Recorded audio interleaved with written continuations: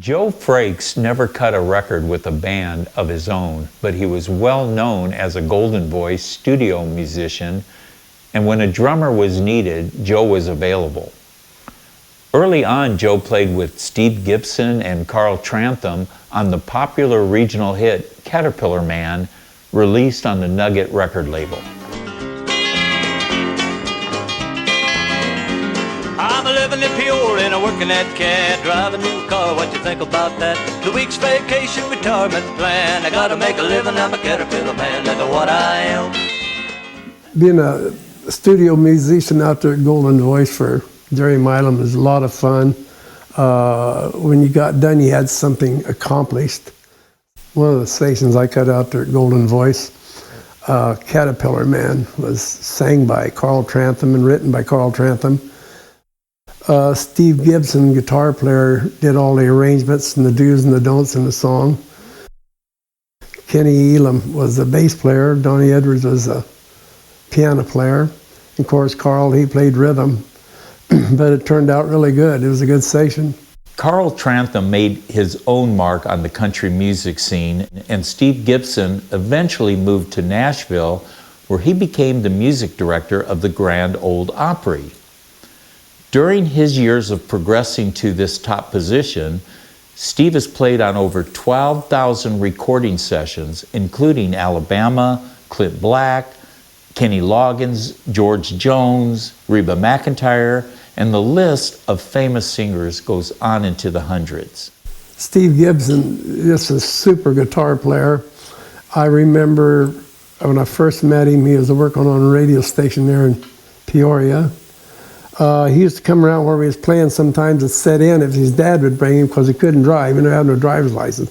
He was just, outside of being a great guitar player, he was just a super fine kid.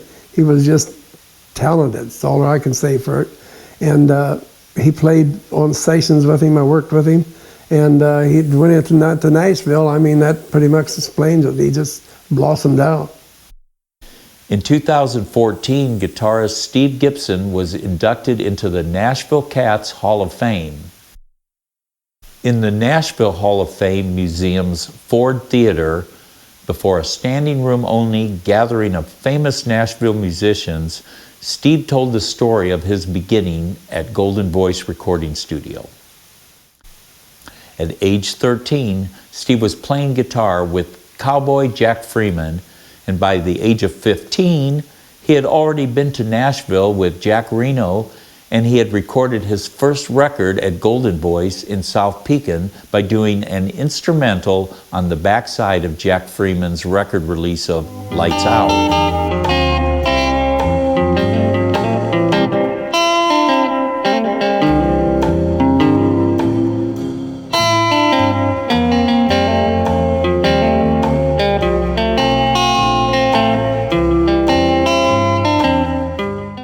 Steve played on numerous sessions at Golden Voice, and the local recording that he is most remembered for was his arrangement and guitar playing on the Midwest hit Caterpillar Man, sung by Carl Trantham. During his acceptance into the Hall of Fame, he stated, "That was my first experience inside a recording studio. I don't know why, but I made up my mind right there that I wanted to be that guy who understands how a record works. Why did they do it that way? Why does it sound like that? How long did it take to make it? What was the creative evolution? And then it all comes out on this piece of vinyl and sparks fly. It was magic then, and it still is today, and it will always be." In addition to playing with Carl Trantham and Steve Gibson, Joe Frakes played whatever style music was needed at the time. Playing music at Golden Voice Studio, I had the opportunity of playing a lot of different music. We played a lot of gospel albums. A family that I remember very well was the Harris family. We cut albums out there for them. And we rock and roll, country rock and roll, shuffles, 2 beats, waltzes, whatever was needed, that's what the drummer done. And that's when they called me to do, so I did what I need to be doing. I got cut records with a lot of people locally around here. John Reno was one. He did, out at Golden Voice, played drums for him on there. John was a singer and a good guitar player. Usually had his own band, and we worked together. Also played with brothers out of South Pekin out there, the Watson boys. There was Dee, Wayne, and Larry, and we recorded out there at the Golden Voice studio. But anyway, they're fine musicians. Though Joe played on many recording sessions, one of his highlights was playing with Johnny McCallum in a band. Johnny cut a sought-after 45 at Golden Voice. The songs were Cheap Wine and You Broke the Link. I'm gonna drink cheap wine till it kills me. I don't care anymore. In addition to being a singer, Johnny worked for the railroad, and one of the songs he wrote was Santa Fe All the Way, which was a natural for him, and the Santa Fe Railroad paid well for that song. John wrote for many artists, including Farron Young, Clint Black, and Toby Keith. He wrote Heaven Sent Me You for John Michael Montgomery, which went 5-time platinum. I had the pleasure of playing drums on the Anniversary album. Chet Gilbert's run the Illinois Opera down in Petersburg, Illinois. Chet Gilbert of Illinois Country Opry founded what might have been a similar version of the Grand Ole Opry in Nashville if circumstances had been different. I first got interested in country music when I was about 16 years old. I listened to some of it. What really got me interested was my 2-year-old daughter, Pam. She ran around the house singing What's Behind the Green Door. Her grandmother played the piano and she sung along with her.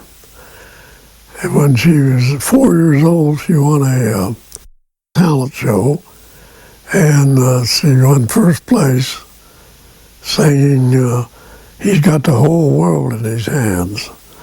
And then when she was about 11 years old, she won a talent show on Channel 4 out of the Quad Cities. She won first place in that. I knew then she's going to be a singer, a country singer. Realizing his daughter Pam had talent, Chet paid even closer attention to what country music was all about. Pam led him to the opportunity to follow a career of his own in the same field. Chet went to work selling advertising at WAIK Radio in Galesburg, Illinois. Big Jim Smith, known as the Flying Cowboy, and Bill Reeves also became interested in country music. Pam had a 30-minute radio show on that station. Bill Reeves himself eventually cut a record of his own with the songs Rebecca and Rocky Mountain Fever. In 1967, Bill Curtis, who owned the Stereo Village in Galesburg and Canton, Illinois, along with Big Jim the Flying Cowboy, suggested that I get a market study done on country music, in which I did. So Sharon and I lived in Abington, Illinois at the time. The market study showed an ideal place was Petersburg, Illinois, to start a new show. Around the same time, Bill Curtis wanted to cut an 8-track tape on my daughter, Pammy, to sell in his stores. So he went to South Pekin, Golden Voice Studios, to cut the soundtracks. Besides the 8-track of Pam's and 2 45 records when she was only 12 years old, Bill Curtis brought 6 different artists to Golden Voice to cut and release 45 records on the Stereo Village label.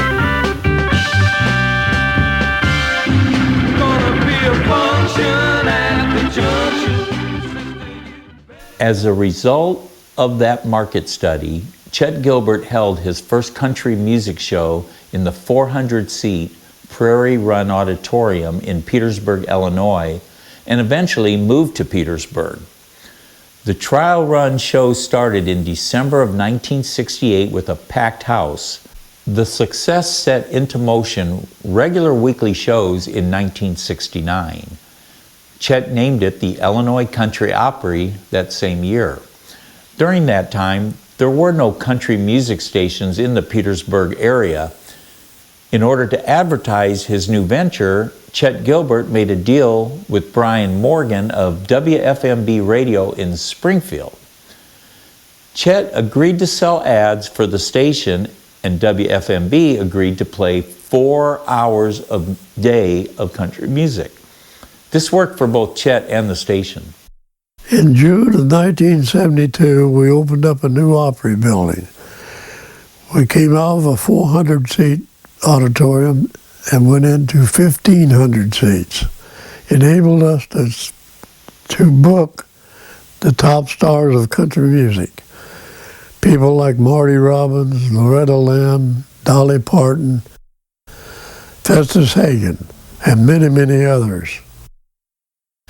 Chet Gilbert later had pressed at least 23 more 45 recordings at Golden Voice that were released on the Gilbert Productions label. He also cut 9 Illinois Country Opry anniversary albums at Golden Voice. The first 2 anniversary albums were cut even before the new Illinois Country Opry building was built. Golden Voice Studios at South Pekin, Illinois, worked with a lot of newcomers in country music, such as Cindy Suttles, Joni Morrison, and Tommy Rutledge. He was hired right off my stage by Dolly Parton. He went from $130 a week to $30,000 a year. And he's a fine, fine musician. He also was inducted into the Hall of Fame. Golden memories of Golden Voice still linger when Chet speaks of his past in music.